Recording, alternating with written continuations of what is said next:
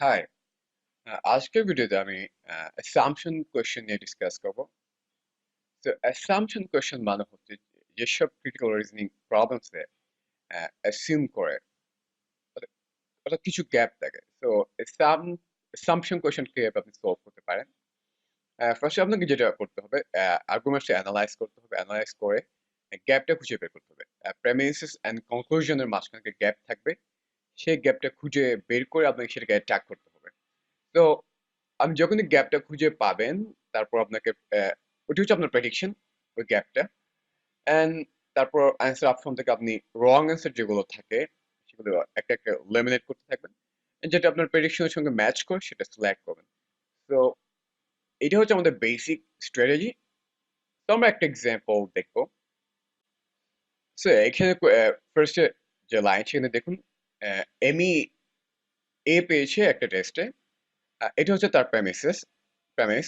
And তারপর যে author conclusion করলো, যেটা আমরা বুঝতে পারছি দেয়ার ওয়ার্ডটা দেখে, রাইট?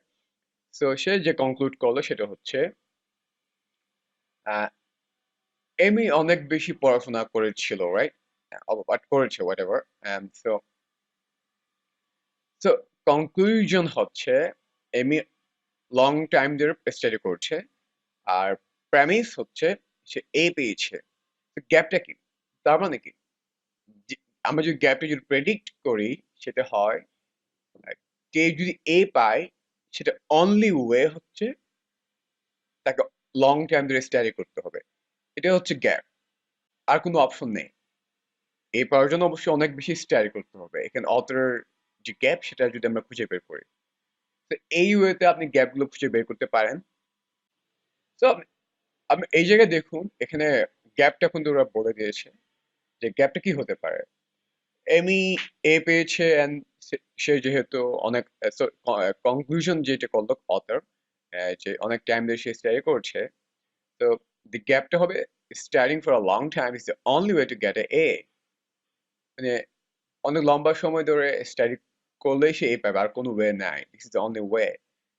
তো এভাবে আপনি অথরের আর্গুমেন্টস এর গ্যাপটা খুঁজে বের করতে হবে, তারপর আপনাকে অ্যান্সার গুলো সলভ করতে হবে। সো আমরা আরেকটি এক্সাম্পল দেখি।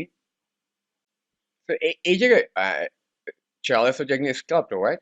এন্ড তারপর কনক্লুড করলো he doesn't work in a practical field. এখানে গ্যাপটা কি? তার মানে এখানে গ্যাপটা হচ্ছে যে স্কাল্পটর, সে প্র্যাকটিক্যাল ফিল্ডে কাজ করে না, রাইট? মানে গ্যাপটা হচ্ছে বেসিক্যালি যে স্কাল্পটর যারা, তারা প্র্যাকটিক্যাল ফিল্ডে কাজ করে না। This is the gap. তো এই ওয়েতে আপনাকে যেটা খুঁজে বের করতে হবে যে গ্যাপটা কি। অ্যাসাম্পশন কোয়েশ্চেন মানে হচ্ছে গ্যাপটা অবশ্যই ফাইন্ড করতে হবে। যদি আপনি গ্যাপ যদি ফাইন্ড করতে না পারেন, কোশ্চেনটা সলভ করা আপনার জন্য অনেক ডিফিকাল্ট হয়ে যাবে। তো আমরা যদি ওদের আহ, এটা দেখি। সো স্কালটিম হচ্ছে একটা প্র্যাকটিক্যাল না, এন্ড এটা অনেক কি কি ভেরিয়েশন হতে পারে, বেসিক্যালি অনেকগুলো আইটেম ওরা দিছে। তো ম্যানহাটনের বইতে আরো কিছু অ্যাসাম্পশনের এরকম প্র্যাকটিস দেওয়া আছে, আপনি চাইলে সেগুলো খুঁজে খুঁজে বের করে প্র্যাকটিস করতে পারেন। কিন্তু নাম্বার ওয়ানটা দেখুন, আমরা আরেকটা এক্সাম্পল দেখি। চকলেট হচ্ছে একজন পার্সনের ফেভারিট ফ্লেভার। তারপর ওকে, দ্যাটস ওকে।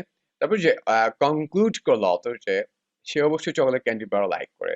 তো তার মানে গ্যাপটা কি, সে কিন্তু লাইক করছে চকলেট ফ্লেভার আইস, চকলেট হচ্ছে চকলেট ফ্লেভারটা সে লাইক করছে আইসক্রিমের জন্য। বাট অথর কনক্লুড করলো যে সে চকলেট ক্যান্ডি বারও লাইক করে। তার মানে কি, যে চকলেট ফ্লেভার লাইক করে আইসক্রিমে, সে অবশ্য লাইক করবে চকলেট ক্যান্ডি বার। এটা হচ্ছে তার গ্যাপ, রাইট? এটা হচ্ছে তার অ্যাসাম্পশন। তো এই ওয়েতে আমাদেরকে অ্যাসাম্পশন কোশ্চেনটা সলভ করতে হবে, গ্যাপটা ফাইন্ড করতে হবে। তো নেক্সট ভিডিওতে আমি একটা অ্যাসাম্পশন কোশ্চেন সলভ করবো।